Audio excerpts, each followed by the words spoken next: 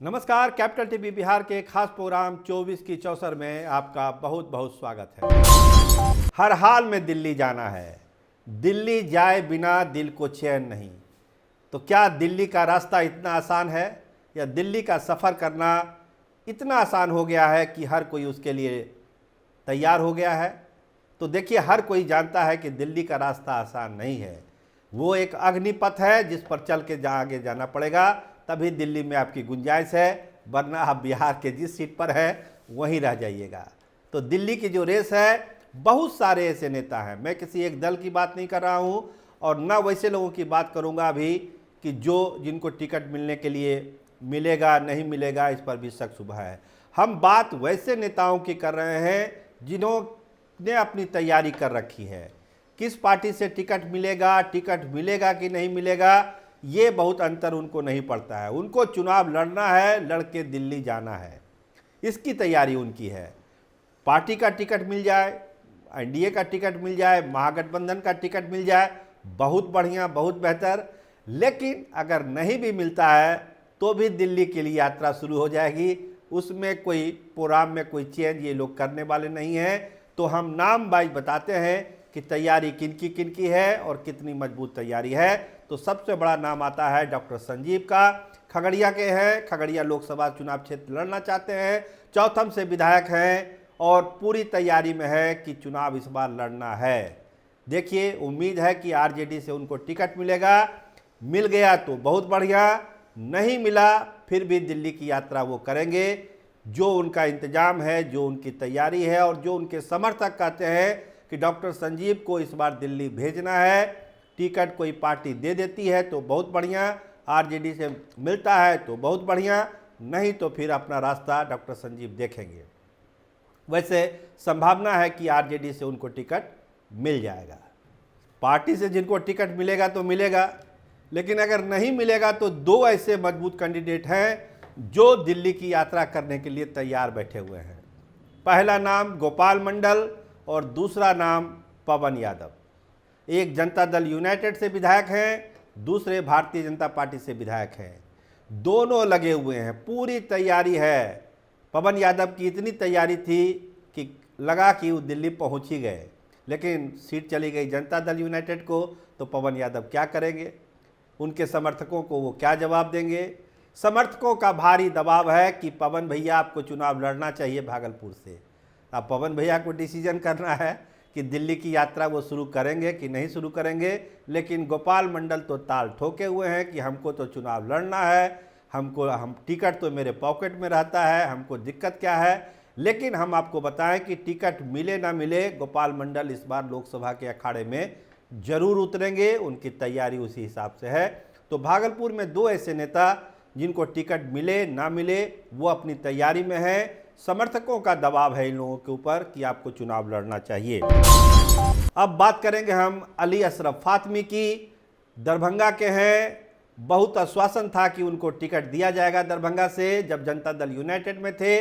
आज ही उनका इस्तीफा हो गया है और वो कहाँ जाएंगे आपको पता है। लालू प्रसाद से उनकी मुलाकात हो चुकी है और बहुत संभावना है कि मधुबनी में जो लोकसभा की लड़ाई होगी वहाँ के लिए अली अशरफ फातमी को कहा गया है कि आप चुनाव लड़िए।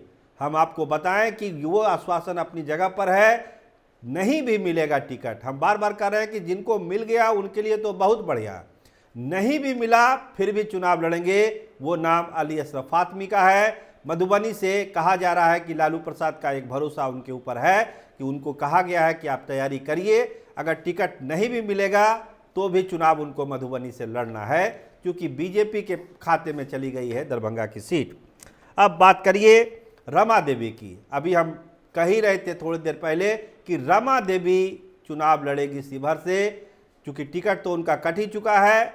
लालू यादव के यहाँ अप्रोच है, बात बनती है, क्योंकि रितु जायसवाल भी वहाँ बहुत आगे निकल चुकी है। बात बनती है तो अच्छी, नहीं बनती है फिर भी चुनावी अखाड़े में वो उतरेगी, क्योंकि उनका मानना है कि वैश्य राजनीति की जो विरासत है वो संभालती रही है और वैश्य समाज चाहता है कि रमा देवी दिल्ली पहुँचे।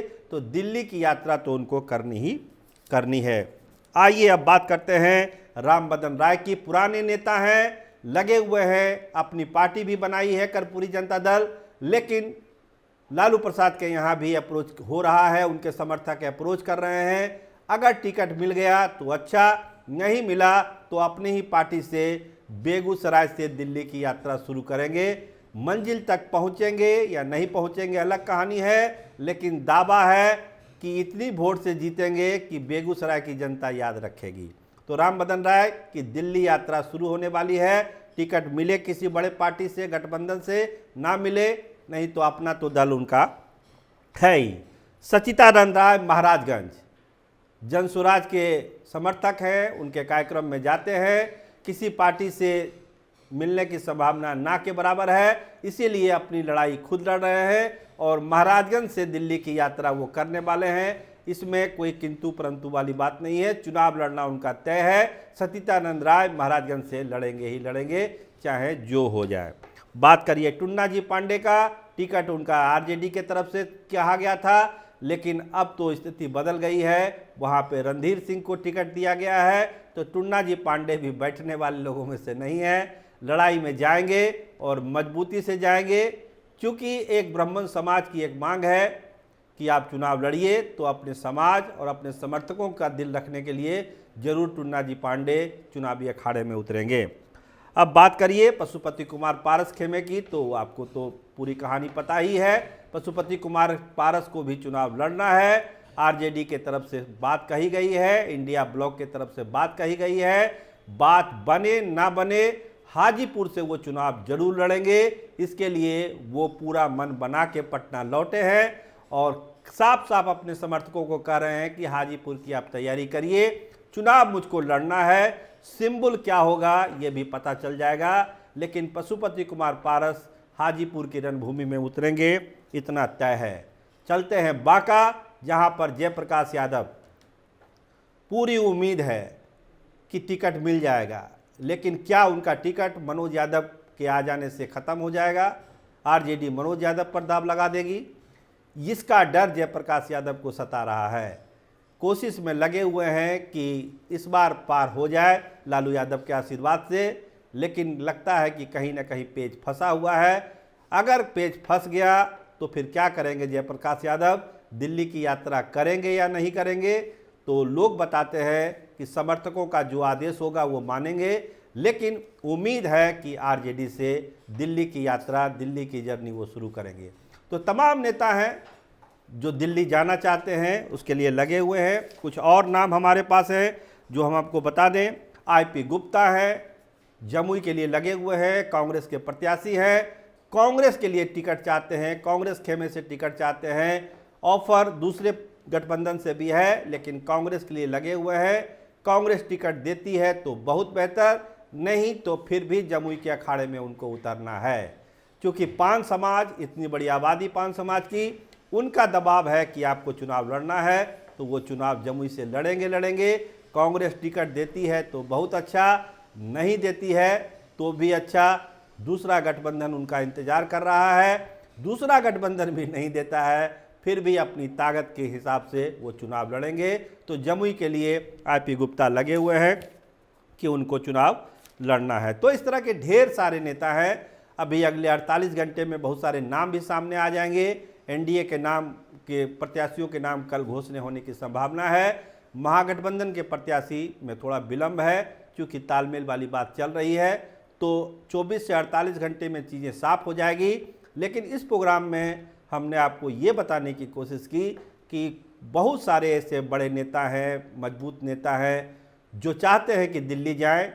पार्टी का टिकट मिले तो बहुत बढ़िया, नहीं मिलेगा तो भी जाएंगे, क्योंकि तैयारी पूरी है। और उनके समर्थक का कहना है कि इतनी तैयारी के बाद अगर चुनाव नहीं लड़िएगा तो फिर इतनी तैयारी का मतलब क्या है। तो इसका एहसास उन नेताओं को भी है, इसीलिए हर हाल में दिल्ली की यात्रा करने के लिए बेताब हैं। देखिए पिटारा कब खुलता है। कैपिटल टीवी बिहार आपको पल पल की जानकारी देता रहेगा और इस तरह के प्रत्याशियों के बारे में बताता रहेगा जो दिल्ली हर हाल में जाना ही चाहते हैं। तो आप देखते रहिए कैपिटल टीवी बिहार। आपका बहुत धन्यवाद, आपका बहुत शुक्रिया।